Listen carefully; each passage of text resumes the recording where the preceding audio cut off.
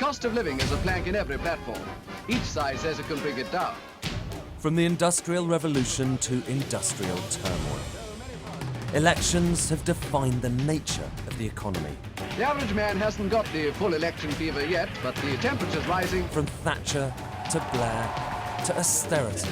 What do we want? Tories out! So what does this election say about this country? When Labour wins, the nurse wins, the pensioner wins, the student wins, we all win! About the nature of work, our jobs, our pay, our rights. Always being 1 or 2 paychecks away from disaster. Local people's priorities, investing in the NHS, getting more police on the streets, investing in our schools. We can do that. And the future of the economy. This election isn't just about Brexit, it's about much more than that. In fact, it's about an economic shift that could change the destiny of the UK.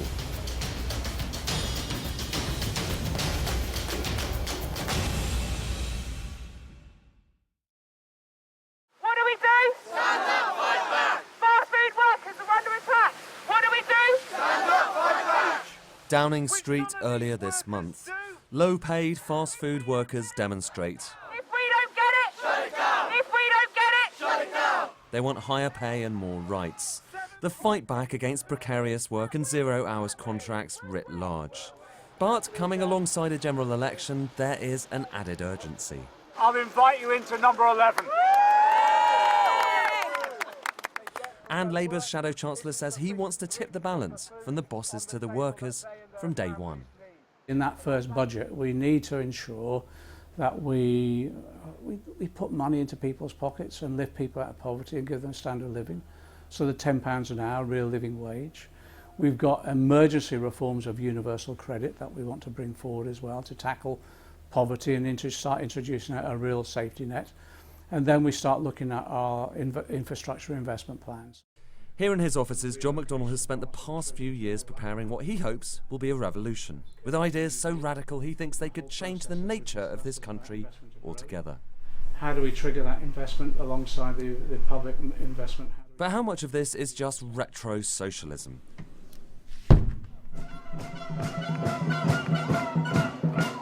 On the other side of town, another protest.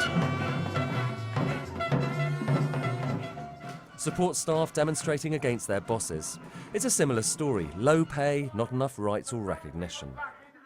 We're working hard for more money, for live better, for have a good life, like everybody think here, like you, like me. But while this might look like 1970s industrial activism, it's not quite the same. If you think back to the defining images of the 20th century in terms of economics, it was all about the relationship between government and industry. The mining, remember the miners' strike of the 1980s? Well, here, in a sense, you have the 21st century analogy. It's not about manufacturing, it's about services, it's about outsourcing, it's about the gig economy, it's about globalization as a whole, and that is the battleground on which the election's being fought.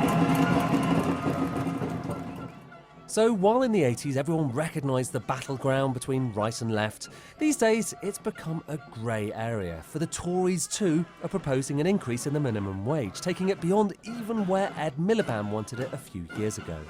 You should be led by the evidence and look at the recent change in the national living wage when I've announced that we're going to get it to £10.50 and we're going to reduce the age years eligible from 21 and above. It's Conservatives doing that. It will help end low pay forever in this country.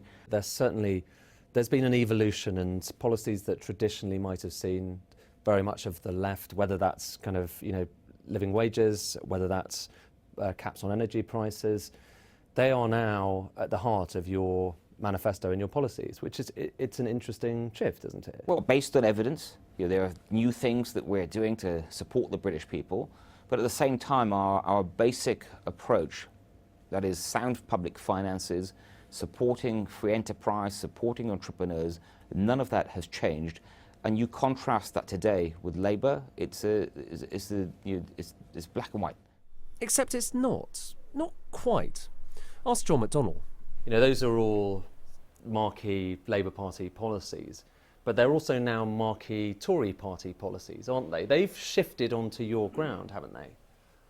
Not in any significant way. I think they're tokenistically and making the right noises at the moment, but not delivering on any scale. Is that a victory, do you think? Well, it's a victory in the sense that we're sort of hegemonising the debate. The manifestos, a blitz of policy, a splurge of spending promises from Labour Labour is on your side. and the Lib Dems, We will create a fairer economy so that everyone can live a secure, happy and fulfilling life. and a big surprise. Here's the kicker. We can do all these things without raising our income tax, VAT or national insurance contributions. That's our guarantee. Having talked about big spending, the Tories suddenly retrenched. Were they heading back to the right, or are they seeking a different identity? We are a Conservative party that believes in keeping the economy strong, and as with Conservative parties in the past, that is very much means having sound money, strong public finances, keeping borrowing and debt under control, and also supporting free enterprise. And borrowing more. Well, borrowing within responsible levels, and as long as that's going, that extra borrowing is going into economic infrastructure. And that's the key distinction here. All the parties want to borrow more and spend more, but the Tories want to borrow only to invest in things like rail and road projects. Labour want to reshape the nature of the state. Yet, have they both forgotten the very people who might most need them? Every election, the parties devise these catchy monikers about who they want to vote for them. Mondeo man, Workington man, just about managings. The idea is that if they come up with the right policies, these people will flock to them. But maybe this time around, that's not quite right, because there are many hard-pressed, low-income families who are simply so disaffected that they don't have a political home at all. People like Lou. A few years ago, she was homeless. Now, she's working 2 jobs but still can't afford to rent privately. Instead, she's living in a holiday home. We can't show you where, because she's not supposed to be living there permanently. And having a stable home, you know, if you've lost that, you know what that feels like. It undermines everything else. She is one of millions of Britons barely keeping their heads above the financial waters. Last week I was worrying because I was thinking Christmas is coming, I can't afford Christmas. It erodes who you are as a person, makes you feel inadequate. That's one of the hardest things, as well as the shame. Do you feel that this government, or indeed just kind of politicians in general, recognise that there is a problem, at least now? They, absolutely, of course they know. They're not blind to what's going on at all. But while Labour want to ditch universal credit, none of the major parties is planning to reverse all of those austerity-era welfare cuts. Actually, the party which goes furthest in that respect is the Lib Dems, who want to seize on territory neglected by the big 2. I think what is noticeable about this election is all parties are talking about spending more, and that's probably left the electorate quite confused. Well, the Conservatives under Boris Johnson are chasing Labour votes.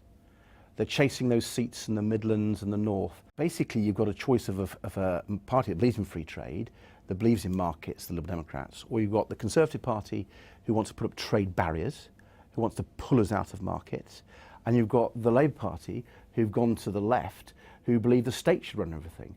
Now, that is a unique political backdrop to the economic debate. And I think that shows that Liberal Democrats are the party of business, are the party with the best economic policies.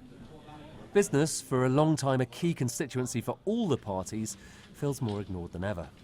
Frustration, exasperation. I think the relationship between business and politics is not at its highest point. You know, I think it's got an awfully long way to go. And one of the reasons for that is that party politics have been right to the fore. So we do need a reset. We need a reset, frankly, in the interest of the country, because the economy has slipped into the slow lane. Of course, what business fears most, aside from Brexit, is a return to the 1970s and especially old-school Labour interventionism. But actually, some of what John McDonnell is proposing is rather different, including an experiment in localism that goes back to his days on the Greater London Council. It was about making sure you devolve powers and resources to enable change to take place and investment in public services. And it was about using public procurement at the local and regional level to maximise the impact of that, and also to maximise the control of it.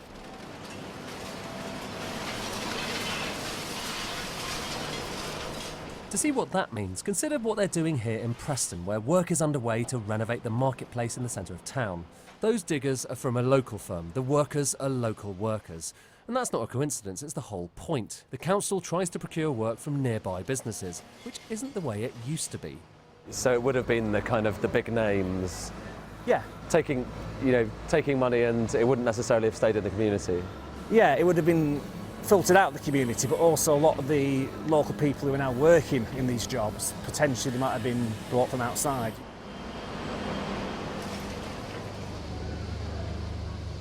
When Matthew Brown brought in this new model, employment here was lower than the UK average. Now it's higher. PwC recently named it as Britain's most improved city. And the striking thing is you don't just have to be a Labour supporter to want to think a bit more local. This is actually spreading beyond party political realms now, to be honest. So even one or two Conservative councils see the merit in this. So that's £3.35 altogether, please. Anything else for you then? No. Right, I'll put it through the till. Right, thanks.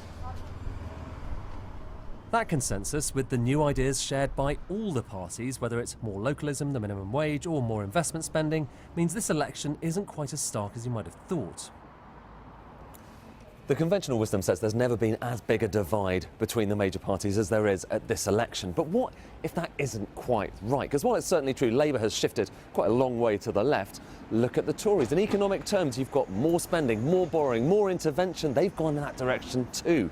You could make the case, actually, there is less choice than there normally is at elections because the entire electoral battleground has shifted to the left. So whoever wins this election, there will be a blitz in spending and a move away from austerity. The main difference is just how big. And the main question is whether it will really bridge the divide between our politicians and the country they serve.